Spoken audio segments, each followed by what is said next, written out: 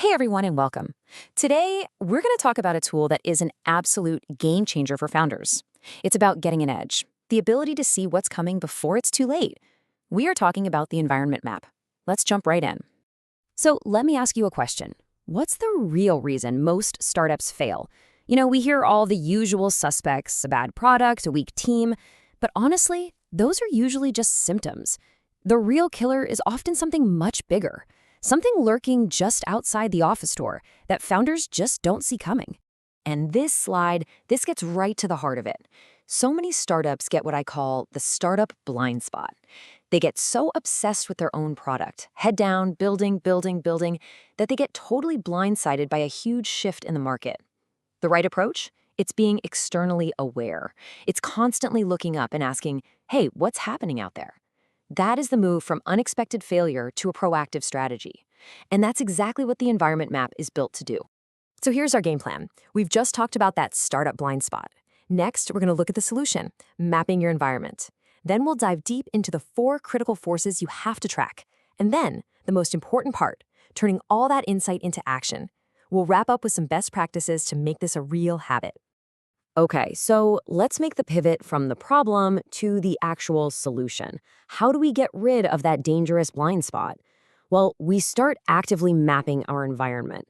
And trust me, this is not just some boring thought exercise, it's a strategic weapon. So what is the environment map exactly?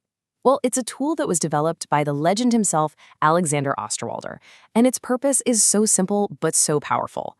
It helps you systematically analyze all those external forces you cannot control, things like competitors, new tech trends, the economy, but that you absolutely must navigate if you want to survive, let alone thrive. And this slide shows you perfectly where it fits in your toolkit.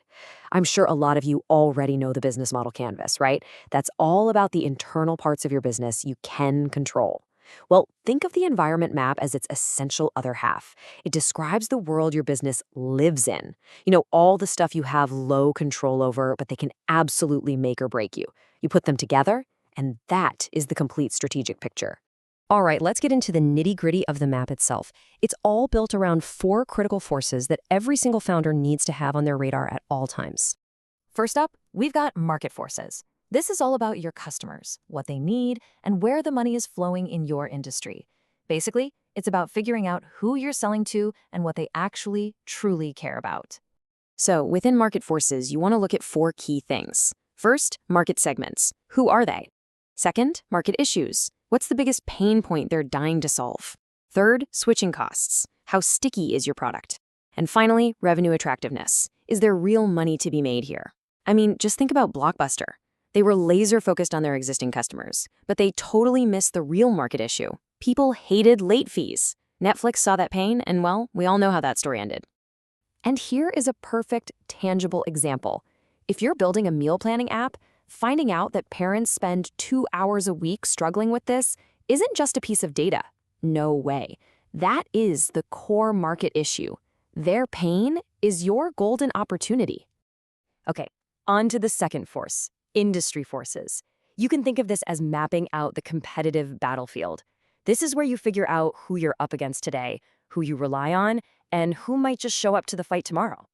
And the key thing here is to think way beyond your direct competitors. You have to ask, who could be a new entrant? Could a giant like Google or Meta just decide to enter your space? And what are the substitute products? Your biggest competitor might not be another company. It might just be an Excel spreadsheet or a pen and paper. MySpace was obsessed with other social music sites and completely failed to see Facebook, a new entrant from a totally different market, as the existential threat it was. The third force is key trends. I love this one. I call it your strategic weather forecast. These are the powerful currents that are shaping the future. And you can either ride them like a massive wave or get totally crushed if you're not paying attention. And these trends come in a few different flavors, right? You've got technology trends. I mean, look at the explosion of generative AI right now. You've got regulatory trends like GDPR. And then you have huge societal and cultural trends like the global shift towards healthy living. Kodak is the classic cautionary tale here. They literally invented the digital camera, but failed to act on the trend because they were protecting their film business. They saw the wave coming and just chose to ignore it. A disaster. All right, our final force is macroeconomic forces. These are the big, global ocean currents that affect everybody. They impact everything from your ability to raise money to whether your customers can even afford your product. This covers things like global market conditions. Is the economy booming or in a recession? It includes capital markets. Is venture capital easy to get or has it dried up? This can feel abstract, but it is so real. I mean, look at Airbnb. They launched right in the middle of the 2008 financial crisis. Those macroeconomic conditions, people needing extra cash, travelers needing cheaper options, it created the absolute perfect storm for them to succeed. Okay, so you've mapped out the four forces. You've got all this amazing information. But here's the thing. A map is totally useless if you don't actually use it to navigate. So this next part is all about turning that insight into real, concrete action. And that starts with understanding your risks. So, how in the world do you prioritize all of this? Well, there's a simple but incredibly powerful method, and it's actually the engine that powers tools like FounderScope. You score every item on your map on two simple scales. First, criticality, from 1 to 5. How bad would this be if it happened? And second, uncertainty, 1 to 5. How little do I really know about this?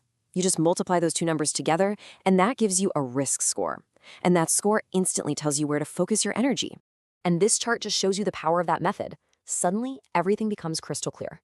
That vague fear that Google might enter our market gets a risk score of 20 because it's both super critical and super uncertain. But something like GDPR compliance, while it's important, scores way lower because the rules are pretty well known. Just like that, you know exactly what your highest risk is, and you know you need to tackle it first. Okay, so you've got the map, you've got the scoring system.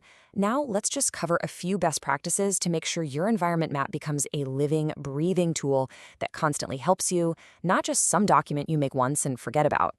Here are 4 simple rules to live by. Number 1, be balanced. Don't just list threats. Every single force has opportunities too, so find them. Number 2, be ruthless. Anything with a risk score over, let's say, 15, that's your top priority. Go test it. De-risk it. Number 3, be current. The world moves fast. You've got to update this map at least every quarter. And finally, be thorough. Don't just sit in a room and guess. Get out there, do some research, talk to experts, and validate your assumptions. And to pull this all together for you, here is your cheat sheet. This little table summarizes the 4 forces, what they're all about, a classic example for each, and the kind of risk that goes with it. This is a fantastic little reference to keep handy when you're building out your own map. It really nails the essence of the whole framework. So, we'll end with this thought. You now have a powerful framework to see the world around your startup with so much more clarity. The only question left is this. Now that you have the map, what invisible threat or what massive game-changing opportunity are you missing right now?